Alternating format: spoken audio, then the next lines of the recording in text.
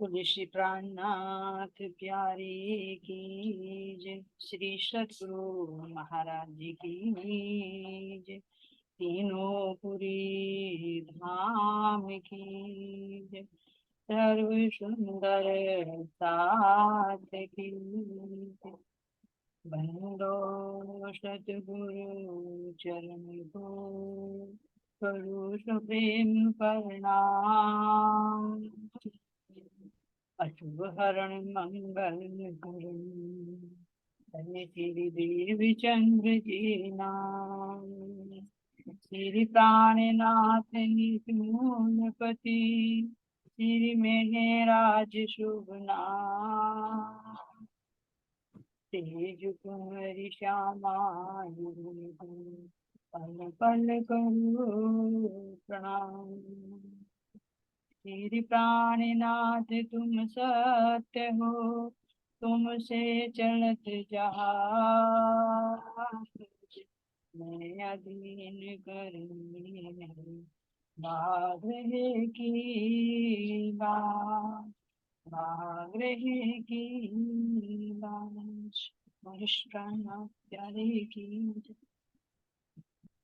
चर्चा प्रारंभ होते हैं सुनो साथी जीत दे। भजो श्री राज श्यामा जी श्री प्राणनाथ सखी जीवन हमारे। श्री महामति कहे साथ जी या चर्चा का अब तुम सुनियो चित्त दे। लाल आगे आए बैठे न तखत लाल आगे आए बैठे न तखत। बोले श्री प्राणनाथ प्यारे की जय। सद्गुरु महाराज की जय। भारती स्वामी श्री लाला जी महाराज की। श्री बन्ना सर्व सुंदर साथ की। प्राणादा प्यारे सुंदर साथी आप सबके मेरी चरण में कोटि कोटि शरण जी। अब हम चलते हैं अपने बीटक की तरफ। तो बीतक में हमने सुंदर साथ जी क्या सुना कि किस तरह से श्री जी को हवसा में जाना पड़ता है जहां पर वे 6 महीने तक का कठोर विरह करते हैं। और विरह होने के बाद जब उनका तन भी छूटने की कगार पर आ जाता है तो राजी महाराज जी साक्षात दर्शन देते हैं और दर्शन देकर पूछते हैं कि तू इतना विरह क्यों कर रही।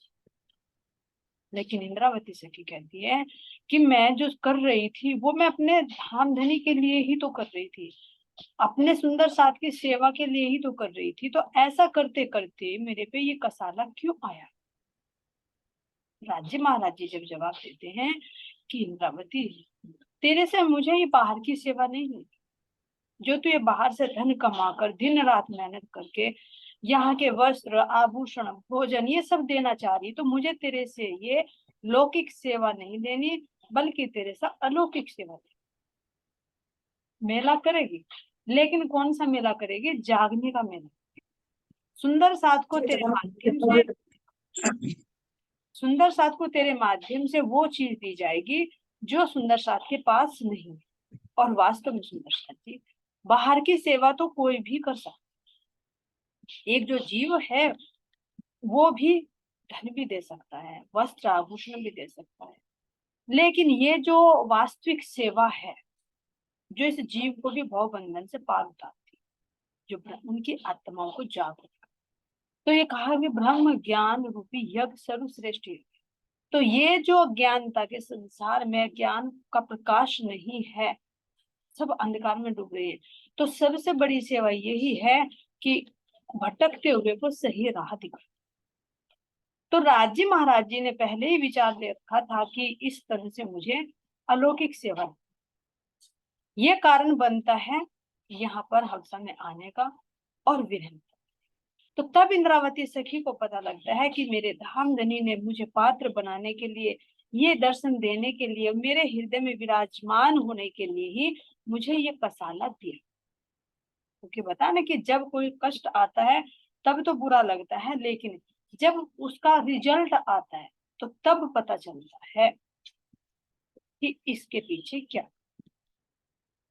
ऐसे श्री महाराज जी यहाँ पर इंद्रावती सखी अपने प्राण प्रियतम से बहुत बात, जैसे श्री देवचंद जी महाराज जी को जब दर्शन दिए थे राधा श्यामा जी ने, तो कितनी बातें हुई कि तू कौन है, तू कहाँ से आई है, मैं कौन हूँ, क्या क्या तेरे कारण ऐसी घटना घटी, तो सारी बात हुई थी जो पांचों प्रश्न आते हैं, जिनका जवाब हमारी पूरी वाणी के अंदर है। तो यहाँ पर भी जब राज्य महाराज जी इंद्रावती जी को दर्शन दे रहे हैं, तो ये नहीं कि दर्शन दिए और चले गए सुंदर साज जी, दर्शनों की बात है। जब राज्य महाराज जी, सतगुरु महाराज जी अगर दर्शन देते हैं तो वो बातें करते हैं, कोई ऐसा कहीं दिखाएंगे और चले जाए। और दर्शन देकर कहाँ जाएंगे, चलेंगे नहीं जाएंगे, वो हृदय में ही स्थापित हो जाएंगे। है हृदय में, लेकिन बाहर प्रकट होकर वो प्रकाश देकर फिर अंदर बैठकर वो क्रिया करते। तो यहाँ पर इंद्रावती से बहुत बातें होती हैं। ये सुंदर साथी हमारी सठ ऋतु का जो विरह है ना, उस विरह में सारी बातें उनसे पूछती है। जब कहते हैं कि उनके साथ में कभी सिंहासन पर बैठी हुई श्यामा जी नजर आ रही है, कभी देवचंद जी महाराज जी नजर आ रहे हैं, तो वे पश्चाताप करती है, अरे मेरे सतगुरु में साक्षात श्यामा थी लेकिन मैं पहचान नहीं सकी। लेकिन फिर पूछती है कि मुझे धामधनी ये बताओ कि आप ये आड़िका लीलाएं क्यों करते थे, मुझे एक दर्पण की भांति क्यों दिखाते थे जब आप साक्षात थे, क्योंकि राज्य महाराज जी साक्षात विराजमान थे इंद्रावती जी के, देवचंद जी के अंदर। तो वो ही तो राज्य महाराज जी का ही तो आवेश रूप ब्रज और रास के रूप में दृष्टिगोचर। तो फिर पूछते हैं कि आड़ी का लीला आपने क्यों लिखा, मुझे वास्तव में तभी तो मैं पहचान करती, भुलावे में डालकर और भुलावे में डाल। जब साक्षात सामने थे तो एक पर्दा जैसे एक सामने होता है, उसका दर्पण में एक अपना आईना देखते हैं, तो ये ब्रज और रास की लीला सुंदर सा जी दर्पण की भांति, तो क्योंकि प्राची महाराज जी के मूल स्वरूप ने ही ये रूप धारण कर करके हमारे साथ में लीला की, उन्हीं का तो प्रकाश, लेकिन मूल तो वे हैं जो अब दर्शन दे रहे हैं।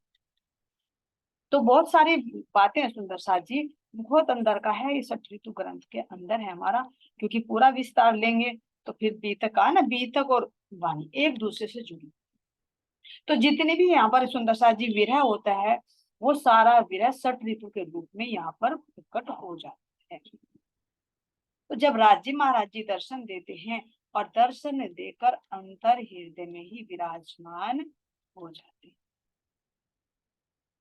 अब यहाँ पर सुंदर साथी जब हृदय में विराजमान हो गए तो अंदर वो प्रकाश जो बाहर तो था ही, वो अंदर मुखमंडल पर भी वो तेज नजर आ, और जो साथ में भाई थे दोनों, उनको भी वो दृष्टि गोचर होने लगे, जो ब्रज और रास की लीलाएं फिर प्रत्यक्ष अनुभव होने।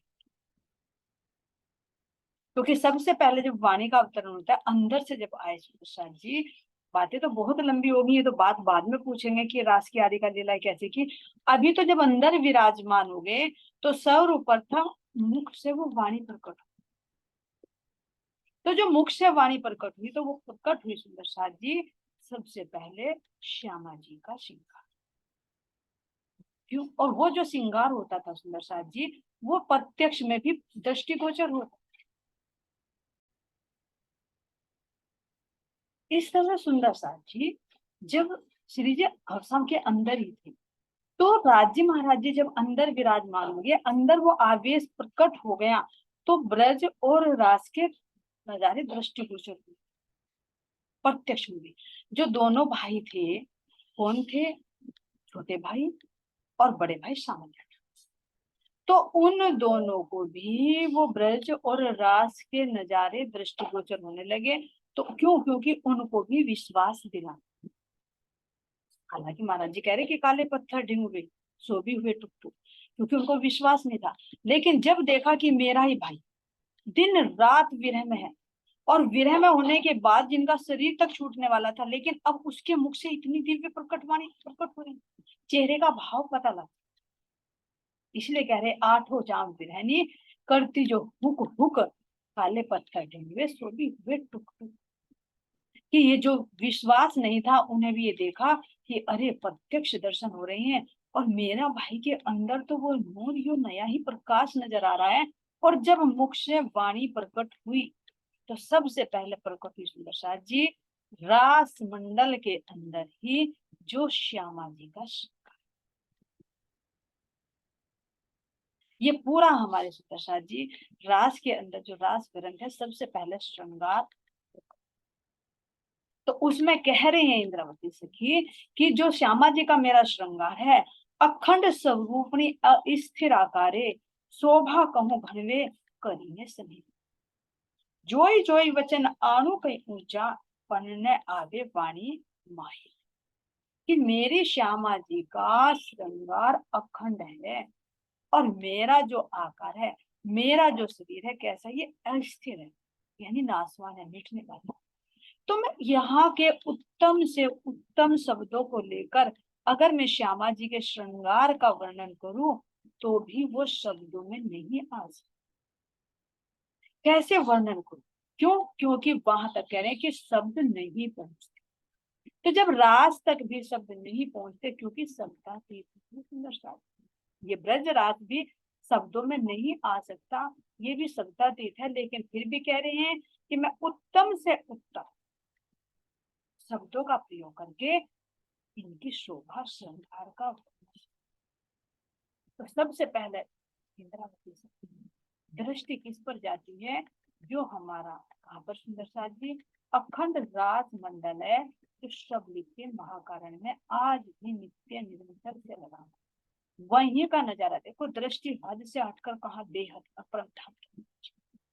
क्योंकि जब राज्य महाराज जी का आवेश अंदर प्रभावित हो जाता है, प्रवेश कर जाता है, तो कहा ना कि 8 तरह का तारतम, तो दूरदर्शन की भांति पूरे नजारे न दृष्टि। तो यहाँ पर वर्णन करते हैं कि सबसे पहले श्यामा जी का श्रृंगार, और श्यामा जी के भी चरणों में देखा कि चरण कितने लालिमा से युक्त, गौर वर्ण के, और नखों का नूर इतना तेज है कि वो पूरे आकाश को अच्छा, अंगूठे में अनवर और उंगलियों में बिच्छू के, और ऊपर देखे तो चारों आभूषण, जो झांझरी, उंगली, काली कर, चारों आभूषण श्यामा जी के चरणों में कितनी मधुर ध्वनि कर। ये नहीं सुंदर साथी की फोटो की तरह, वो क्रियाशील होते हुए देखो साक्षात। और देखा कि मेरी श्री श्यामा जी कैसे नीले रंग का जो चरणिया है वो था, जिसमें बहुत सुंदर वर्णन रास के अंदर किया गया। छठे प्रकरण में सबसे पहले श्यामा जी का ही श्रृंगार, उस पर किस तरह से नक्काशकारी हुई, किस तरह से रत्न जड़े हुए हैं, किस तरह से 11 रंगों का सुशोभित नाड़ा उसमें चमक रहा है, और नीचे कैसे सुंदर साथ जी उनके नीचे नीलो लाही का चरणिया, उसके सुंदर कितना प्यारा लग रहा है कि उस सेंदुरिया रंग की साड़ी के अंदर से हो जाए, और श्याम रंग का ब्लाउज जिस पर अनेक शीशे लगे हुए, जिनको सितारे कहते थे, जिनके अंदर अपना प्रतिबिंब, ऐसे मेरी श्री श्यामा जी, और उनके वक्ष स्थल पर 7 हारों का वर्णन, कि कंठ से लगती हुई कैसे कंठ सरी है, फिर चीड़ का हार जिसे चंपकली कहा, फिर उसके नीचे शांति कह रहे कि हीरे का सुंदर हार अपनी उज्जवलता को कैसे, उज्जवल मोती का हार अपने उज्जवलता को मानो हीरे को भी परास्त करना, और 5 का हार इन दोनों के बीच में कितना सुंदर सुशोभित, हीरे का फिर मोती का, इनके बीच में 5 का, और नीचे कैसे सुंदर साथी स्वर्ण का, और सबसे नीचे शुद्ध कंचन।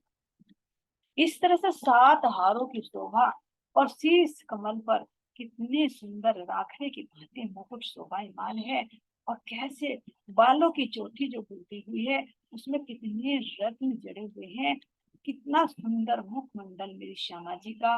नाक में बेशर है, मस्तक पर तिलक है, नैनों में काजल है, और कानों में बांगड़े की सुंदर। अगर रास ग्रंथ को पढ़ेंगे तो उसके अंदर बहुत बारीकी बारीकी से नक्शे लेकर सिख तक इतना सुंदर श्रृंगार है। तो जब उसका आभास करते हैं तो इतना आनंद आता है। तो अनुभव कीजिए, जब इंद्रावती सखी साक्षात देख रही है तो उनको कितना आनंद। और उन्हीं के साथ में राज्य महाराज जी का भी सुंदर श्रृंगार। कैसे हमारे कान्हा जी, हमारे पिया जी नटवर वेश धारण कर, कह रहे कि केसरिया रंग की तो उन्होंने सुथनी पहनी हुई, और पीली पटोली बहुत ही सुंदर जच रही। केसरिया रंग की सुथनी पर पीले रंग की पटोली अपनी पीले रंग की आभा को दिखेगी। और अगर चादर की शोभा को कर रहे हैं कि पिछोरे की शोभा भी देखे तो शैलिया रंग। चरणों में भी सुंदर साजी घुंघरुओं की शोभा। चारों आभूषण तो है ही, झांझरी घुंघरी का भी कटला, लेकिन एक अनवट वेश धारण किया है तो घुंघरू की अलग शोभा है। और कैसे टेढ़े आकार को दी, शीश कमर पर कितना सुंदर मुकुट शोभायमान हुआ, कानों में भी आभूषण, मस्तक पर भी तिलक, अधरों पर भी लालिमा। इतना सुंदर स्वरूप जी, और बालों की विशेष जो है तो बहुत मोटा मोटा वर्णन हुआ सुंदर जी। बारीकी से इंद्रावती सखी ने बहुत बारीकी से देखा और देख देख कर वर्णन किया। तो पहले राज्य महाराज जी का, श्यामा जी के श्रृंगार का वर्णन होता है, दर्शन होते हैं। फिर बालाजी के, श्री कृष्ण जी के श्रृंगार के दर्शन होते हैं। फिर सब सखियों के श्रृंगार का दर्शन। जैसे श्यामा जी का श्रृंगार है वैसा ही हमारे सब सखियों का श्रृंगार है, उनमें कोई भेद नहीं। तो हर चीज का वर्णन किसने सुंदर ढंग से किया है कि एक एक चीज के अंदर उतरेंगे तो तब उसका पता चलेगा कि ये कितनी सुंदर शोभा है। और ऐसा करते करते तो देखो कितनी रास की रामते सुंदर शादी, सारे रामते यहाँ पर दृष्टि गोचर होने लगी। तो जहां था ना, कहते रहे कि जंगल में मंगल हो गया। अब ये हवसा हवसा नहीं रही, ये कैद कैद नहीं रही, क्योंकि हृदय में धाम धनी विराजमान होकर सारे पट खोल दिए। जिसके लिए विरह कर रहे थे वो सब नजर आने लगा। तो अब तो यही यहीं पर धाम बन गया। अब कैसा विरह, कहा ना कि तुम आए सब आया, दुख गया सब दूर। श्री महामती के सुख को कैसे कहे, उदिया मुंह। तो जितने भी रामते हैं, नृत्य की रामते जो रास मंडल में हुई थी, वो सारी रास की लीलाएं किस तरह से हम सखियों ने कोनी की रामते खेली, आंख मिचोले की रामते खेली, करताली की रामते खेली, उड़न खटोले की रामते खेली। ये सुंदर साजी गढ़ की रामते, कि एक सखी दूसरी सखी को किस तरह से खींच कर ले जाती है उस उज्जवल रेती। तो जितने भी रास की रामते हुई है, कैसे प्रियतम के साथ में हमने गलबैया डालकर नृत्य किया, किस तरह से मेरी श्यामा जी और प्रियतम एकांगी होकर सब सखियों के मध्य में शोभायमान होते हैं, और हम सब सखियां उसका आनंद लेते। और ये करते करते करते करते जब रात की लीलाएं प्रकट हो रही हैं, तो जो ब्रज की लीला थी वो ब्रज की लीला भी दृष्टिगोचर, जो अनुभव में मिली, जो आज भी अब वहां पर देखा वो विरह, फिर विरह का अनुभव कि हमने कैसे विरह किया, अंतर ध्यान में उसके विरह का अनुभव किया। ब्रज मंडल में जो अंतर ध्यान में थे उसका विरह हुआ। और फिर किस तरह से हालांकि वचनानंद रूप में प्रकट होकर सब आत्माओं को किस तरह से 12,000 रूप धारण करके आनंद प्रदान करते हैं।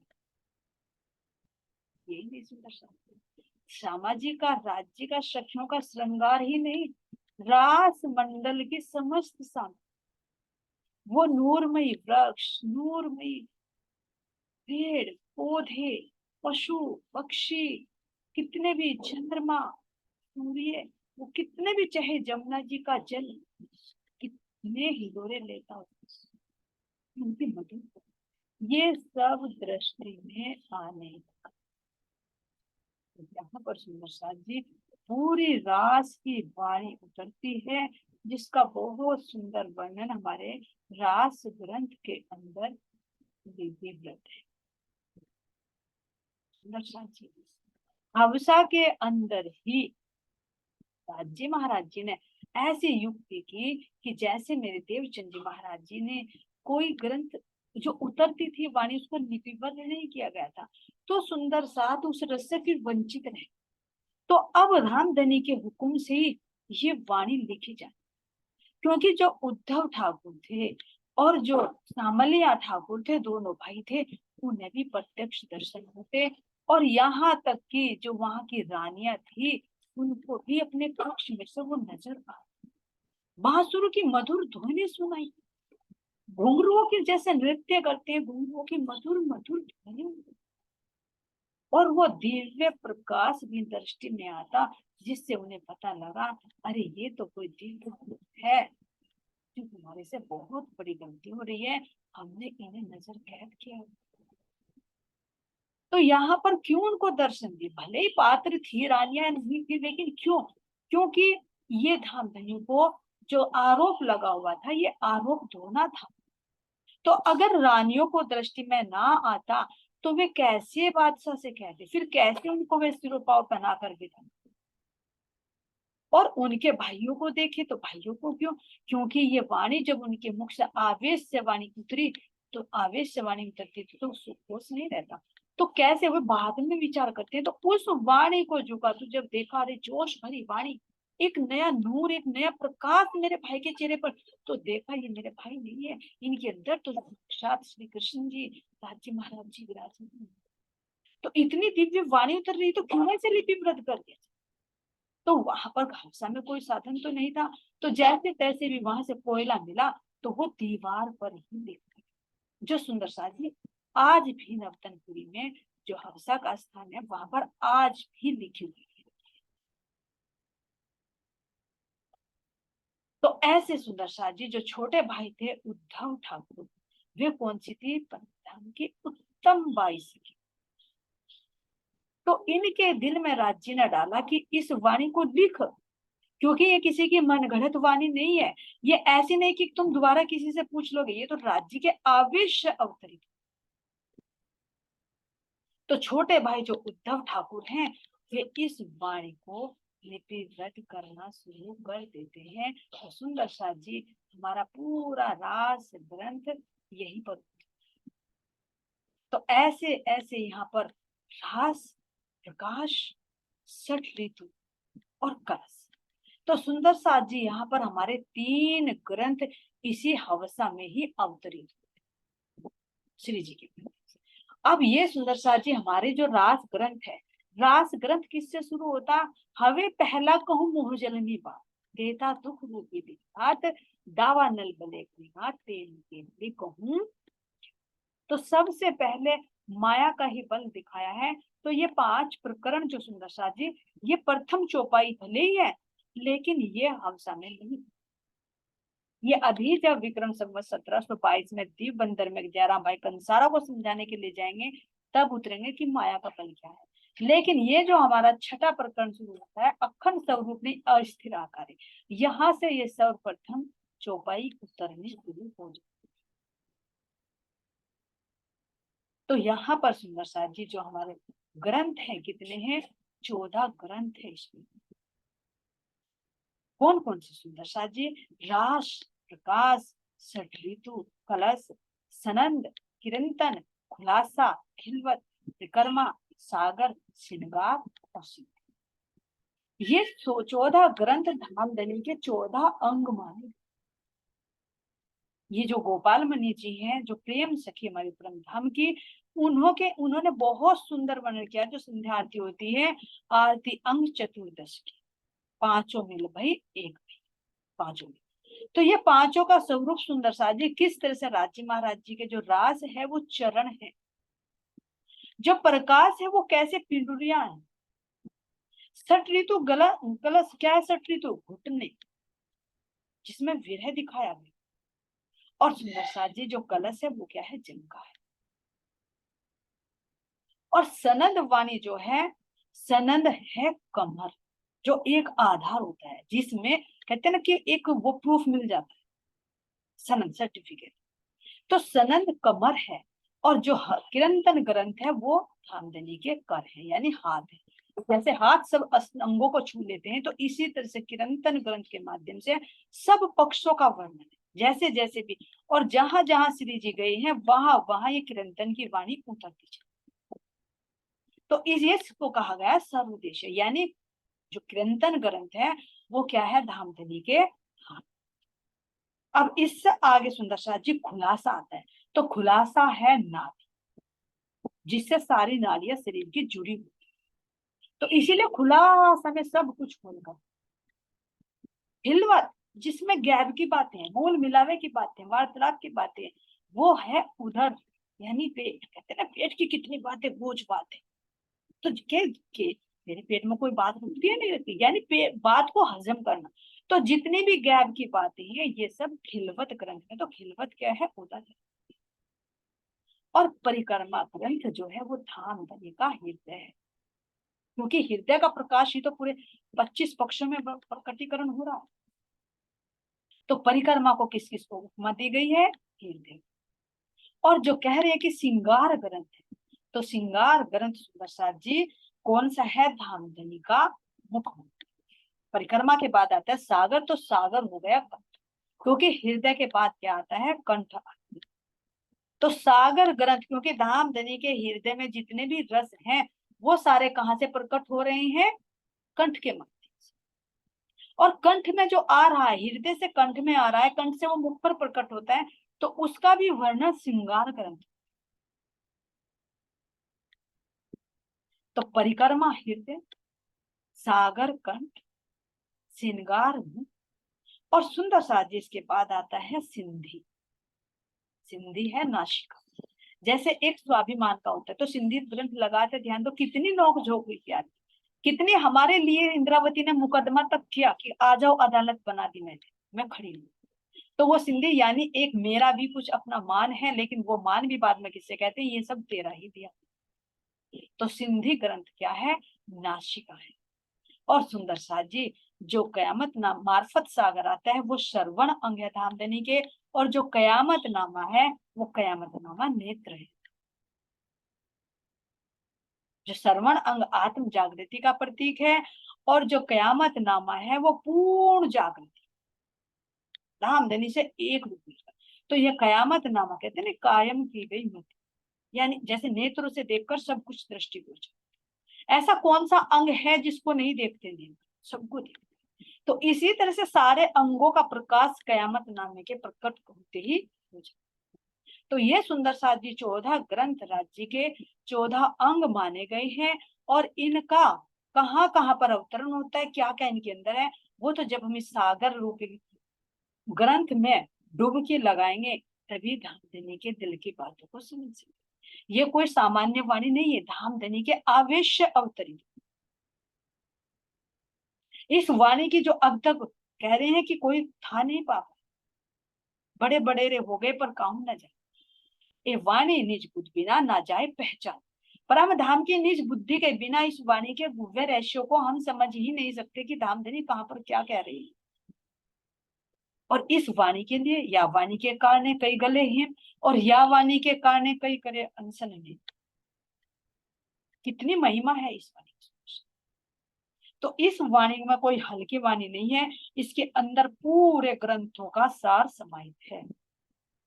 तो यहाँ पर सुंदर साथ जी महाराज जी इस वाणी की महिमा को कह रहे हैं कि किस तरह से महामती कहे सुनो साथ, देखो खोल वाणी प्राप्त, धनी लाए धामते वचन, तिन थे न्यारे ना हुई चरण।